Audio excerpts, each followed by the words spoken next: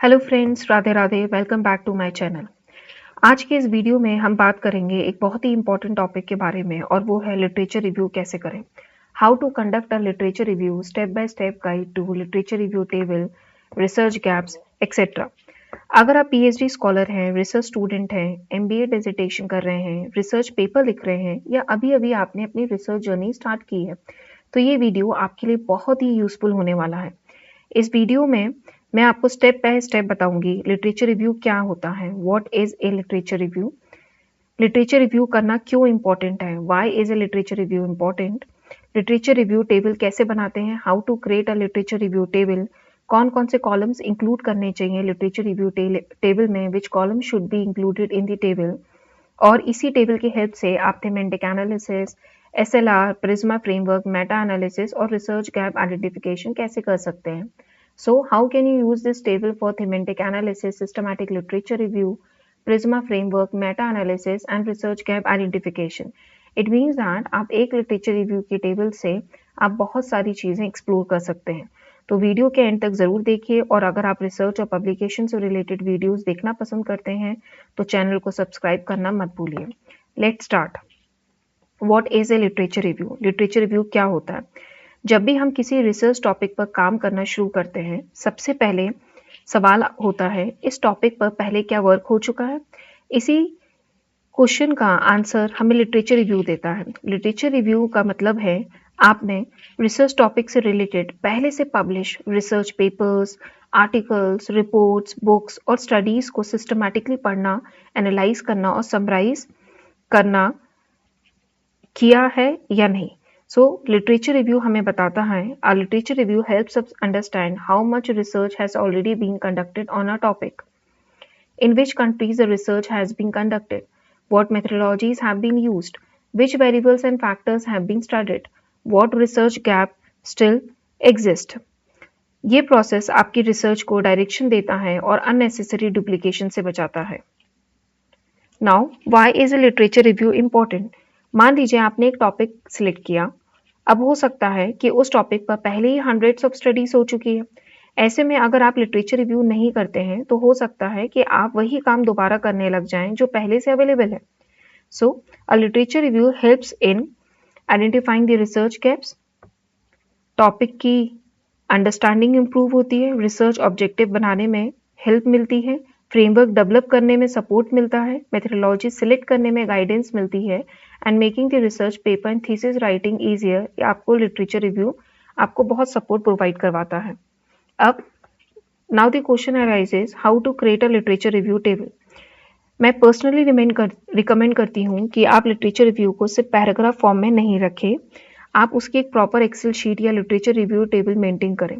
आप इसमें बहुत सारे कॉलम्स ऐड कर सकते हैं, लेकिन मैं आज आपको वो इंपॉर्टेंट कॉलम्स बताऊंगी जो हर रिसर्चर को मेंटेन करना चाहिए, जिसकी हेल्प से आप कोई भी रिसर्च पेपर और अपनी थीसिस राइटिंग कर सकते हैं।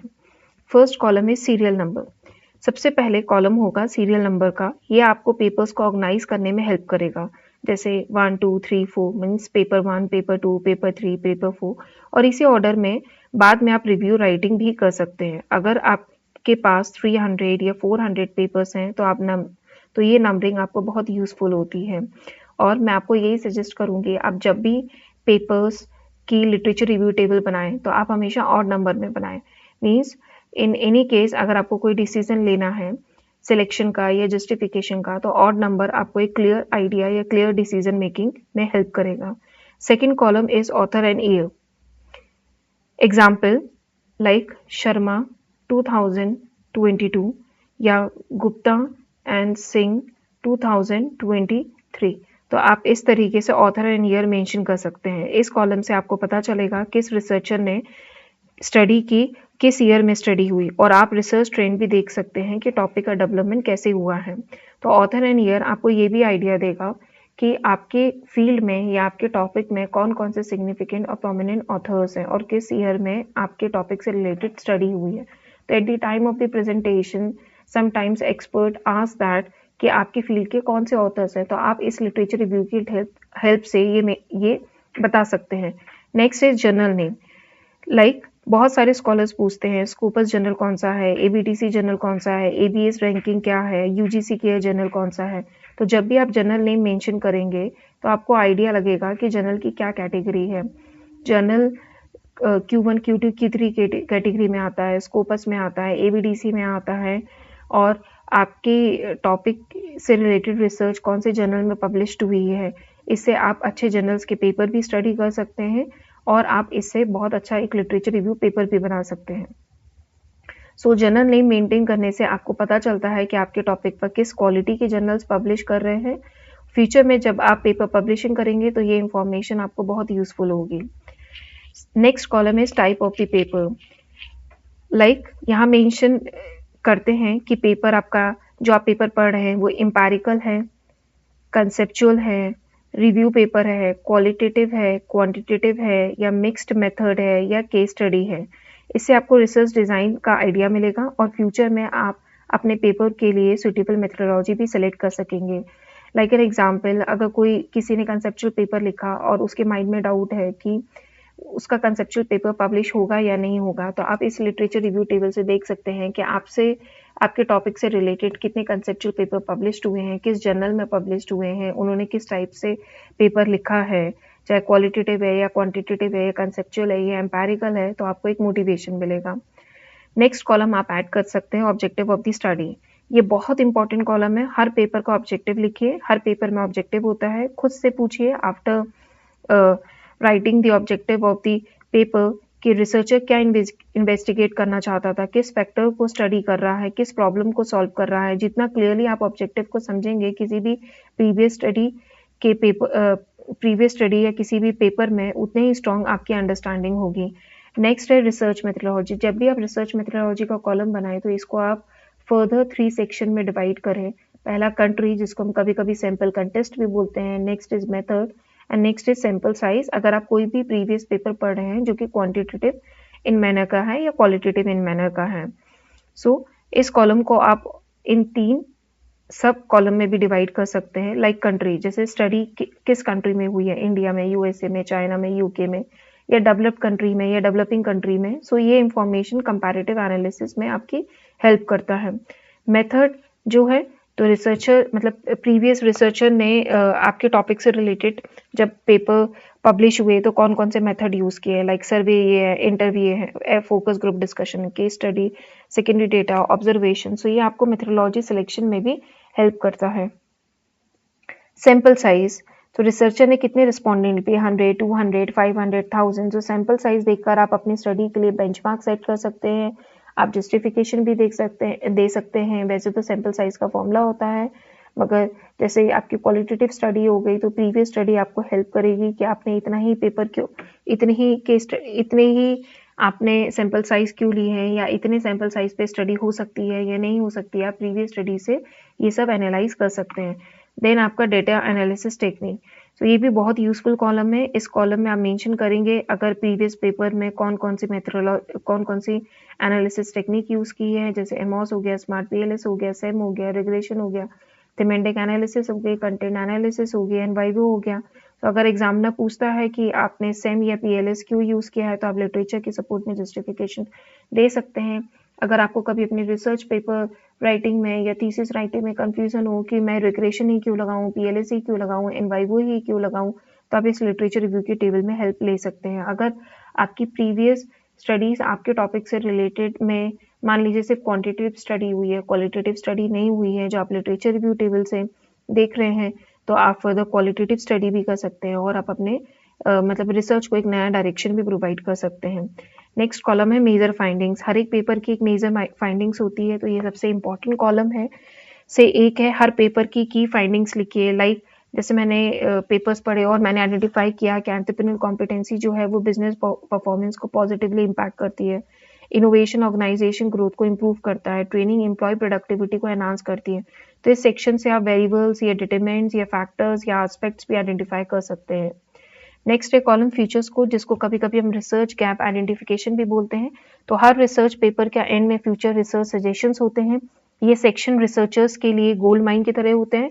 यहाँ से आप आइडेंटिफाई कर सकते हैं क्या स्टडी अभी तक नहीं हुई, किस कंट्री में स्टडी नहीं हुई, किस इंडस्ट्री में स्टडी नहीं हुई, किस सेक्टर में स्टडी नहीं हुई या हो चुकी है, कौन सा वेरिएबल मिसिंग है, आप फर्दर नई स्टडी कौन सी कर सकते हैं। तो ये फ्यूचर स्कोप आपको रिसर्च गैप आइडेंटिफाई करने में हेल्प करता है। नेक्स्ट है साइटेशन काउंट, जिसको मैंने ऑप्शन लिखा है। क्यों मैंने ऑप्शन लिखा है? इट इज़ नॉट नेसेसरी कि आप अपनी लिटरेचर रिव्यू टेबल में से मेंशन करें।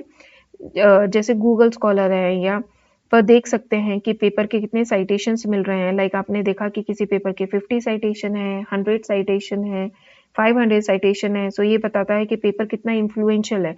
लाइक अगर आपने किसी पेपर का स्केल लिया है और आपसे एक्सपर्ट ने पूछा कि आपने स्केल क्यों लिया है, तो आप जस्टिफाई कर सकते हैं कि उसके इतने ज़्यादा साइटेशन है, तो ये पेपर बहुत ज़्यादा इन्फ्लुएंशियल है, इंपॉर्टेंट है, इसलिए मैंने इसके स्केल लिया है। लेकिन एक बात ध्यान रखिएगा, जिस डेट पर साइटेशन काउंट देख रहे हैं उस डेट को भी मेंशन करिएगा, क्योंकि साइटेशंस कंटिन्यूसली इंक्रीज होते रहते हैं और डेट वाइज चेंज होते रहते हैं। तो जब भी आप किसी पर्टिकुलर डेट में आप सारे जो आपने लिटरेचर रिव्यू में पेपर्स मेंशन किए होंगे साइटेशंस लिख रहे हैं, तो वो आप अपने पेपर में भी लिखिए, अपने थीसिस में भी लिखिए, तो ये आपको और ज़्यादा क्लेरिफिकेशन में हेल्प करेगा। So now we make a literature review table. So we already studied are different sections कि हमें अपनी लिटरेचर टेबल में क्या क्या मेंशन करना चाहिए। तो मान लीजिए आपने इस तरीके से एक लिटरेचर टेबल बनाई, जैसे हमने डिस्कस किया था। पहले कॉलम में आप सीरियल नंबर लिखिए, दूसरे कॉलम में आपको ऑथर एंड ईयर लिखिए, जो आपको ये बताता है कि आपकी टॉपिक से रिलेटेड कौन कौन से ऑथर्स हैं, किन किन का ज़्यादा कंट्रीब्यूशन है। इसके बाद जर्नल नेम लिखिए। अगर आप चाहें तो जर्नल का आप कैटेगरी भी लिख सकते हैं, जर्नल की कैटेगरी भी लिख सकते हैं कि वो खाली स्कोपस है, Q1 है या फिर SCI है या ABDC है। तो आप इस तरीके से जर्नल्स की कैटेगरी भी बना सकते हैं, जो आपको फर्दर आपके कंटेंट को एक्सप्लेन करने में भी हेल्प करेगा और आपको भी मोटिवेशन देगा कि मैं कौन कौन सी कैटेगरी के जर्नल्स के पेपर पढ़ रहा हूँ। अगर मान लीजिए आपके टॉपिक जो है वो A कैटेगरी में है या B कैटेगरी में है, तो आपकी नॉलेज भी उसी के अकॉर्डिंग एनरिच होगी। देन आप स्कोपर्स Q1, स्कोपर्स Q2 इस तरीके से भी देख सकते हैं। नेक्स्ट आप बना सकते हैं टाइप ऑफ पेपर में जो आपने पेपर पढ़ा है, वो आपका पेपर जो है वो कंसेप्चुअल है, एम्पेरिकल है, क्वालिटेटिव है, क्वांटिटेटिव है। और हर एक पेपर में ऑब्जेक्टिव ऑफ द स्टडी होता है, तो आप ऑब्जेक्टिव ऑफ द स्टडी लिखिए। देन आप इसके बाद रिसर्च मेथोडोलॉजी का कॉलम बनाइए, जैसा कि हमने डिस्कस किया था।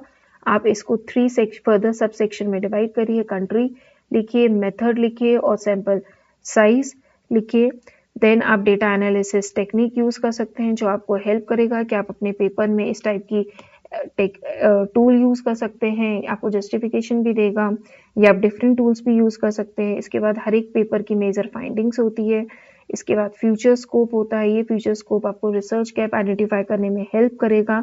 हाँ, आप अपनी टेबल को क्रोनोलॉजिकल ऑर्डर में भी बना सकते हैं या रिवर्स क्रोनोलॉजिकल ऑर्डर में भी बना सकते हैं। देन आप लास्ट में साइटेशन काउंट लिखेंगे, जैसा कि मैंने कहा था कि ये ऑप्शनल होता है। अगर आप लिख रहे हैं तो आप पर्टिकुलर डेट में ही अपनी टेबल में जितने भी पेपर्स मेंशन हैं, आप उनका साइटेशन देख सकते हैं, क्योंकि डेट के साथ साइटेशंस भी चेंज होते हैं। So this is all about the literature review table. ये टेबल आपको बहुत ज़्यादा हेल्प करेगी आपकी पेपर राइटिंग में, आपके जस्टिफिकेशन देने में और आपके थीसिस राइटिंग में भी। Then what are the benefits of the literature review table. So अब क्वेश्चन आता है कि इतनी मेहनत करके हम टेबल बनाते हैं तो उसका क्या फ़ायदा होता है। So they are the various benefits like that. Research gap identification करने में हेल्प करता है, जैसा कि मैंने आपको बताया था कि फ्यूचर स्कोप आपको रिसर्च गैप आइडेंटिफिकेशन करने में हेल्प करेगा। आप इस टेबल से थीमेटिक एनालिसिस थीम्स वगैरह भी जनरेट कर सकते हैं, SLR भी कर सकते हैं, प्रिज्मा फ्लो डायग्राम भी बना सकते हैं कि मैंने कितने पेपर्स लिए, कितने पेपर्स मेरे लिए इंक्लूड किए, कितने पेपर्स मैंने एक्सक्लूड किए। आप उससे मेटा एनालिसिस भी कर सकते हैं। आप रिसर्च फ्रेमवर्क डेवलपमेंट भी कर सकते हैं, क्योंकि आप इसे वेरिएबल्स वगैरह भी आइडेंटिफाई कर सकते हैं, उसके बेसिस पे आप फ्रेमवर्क बना सकते हैं। प्लस आपने लिटरेचर रिव्यू में पेपर्स पढ़ के मेंशन किए हैं, तो आपको आइडिया हो जाएगा कि मेरे टॉपिक से रिलेटेड कौन कौन से फ्रेमवर्क ऑलरेडी अवेलेबल हैं और मुझे किस पे और ज़्यादा वर्क करना है। आप इससे हाइपोथेसिस डेवलप भी कर सकते हैं। थीसिस राइटिंग में पूरा लिटरेचर रिव्यू टेबल आपको बहुत हेल्प करेगा। रिसर्च पेपर अगर आप लिखना चाहते हैं, आप कोई भी पेपर मेटा एनालिसिस का लिखना चाहते हैं, SLR का लिखना चाहते हैं, थीमेटिक एनालिसिस करना चाहते हैं, या कोई भी पेपर आप क्वांटिटेटिव पेपर भी मेंशन कर रहे हैं, तो भी आपको उसमें एक्सटेंसिव रिव्यू की ज़रूरत पड़ेगी और ये आप लिटरेचर रिव्यू की टेबल से ले सकते हैं। अगर आप अपना वाइवा प्रिपेयर कर रहे हैं या प्रेजेंटेशन बना रहे हैं तो आप अपनी लिटरेचर रिव्यू टेबल शो कर सकते हैं, जिससे आपके एक्सपर्ट को लगेगा कि आप अपने टॉपिक के बारे में आपको बहुत अच्छी अंडरस्टैंडिंग है। और अगर आप बहुत सारे क्वेश्चंस का जस्टिफिकेशन दे सकते हैं कि आपने यही टूल क्यों लिया, आपने यही सेक्टर क्यों लिया, आपने यही मेथड क्यों लिया, आपने यही वेरिएबल्स क्यों लिए, तो ये सारी चीज़ें लिटरेचर रिव्यू की टेबल से at the time of the viva preparation और प्रेजेंटेशन में आपको ये बहुत ज़्यादा हेल्प करेगा। Next is final advice for the researchers. So मैं सभी न्यू रिसर्चर्स को रिकमेंड करूंगी कि मिनिमम 201, 301, 401 पेपर ज़रूर एक्सप्लोर करिए अपनी पूरी पीएचडी जर्नी में। जितना ज़्यादा आप लिटरेचर एक्सप्लोर करेंगे उतने ही स्ट्रॉन्ग आपके रिसर्च फाउंडेशंस होंगे। रिसर्च में शॉर्टकट्स नहीं होता है, स्ट्रॉन्ग लिटरेचर रिव्यू ही स्ट्रॉन्ग रिसर्च की फाउंडेशन होती है। सो फ्रेंड्स, आज हमने डिस्कस किया लिटरेचर रिव्यू क्या होता है, लिटरेचर रिव्यू क्यों इम्पोर्टेंट है, लिटरेचर रिव्यू टेबल कैसे बनाते हैं, कौन कौन से कॉलम्स हम इंक्लूड हमें अपने लिटरेचर रिव्यू टेबल में करने चाहिए और ये टेबल रिसर्च में कैसे हेल्प करती है। सो आई होप सो आपको ये वीडियो बहुत ज़्यादा यूजफुल लगा होगा। तो अगले वीडियो में हम अगेन डिस्कस करेंगे कुछ नए टॉपिक को लेके। अगर आपको ये वीडियो यूजफुल लगा हो तो आप लाइक करिए, सब्सक्राइब करें, शेयर करिए अपने फेलो रिसर्च के साथ। Thank you so much. Radhe Radhe. See you in the next video.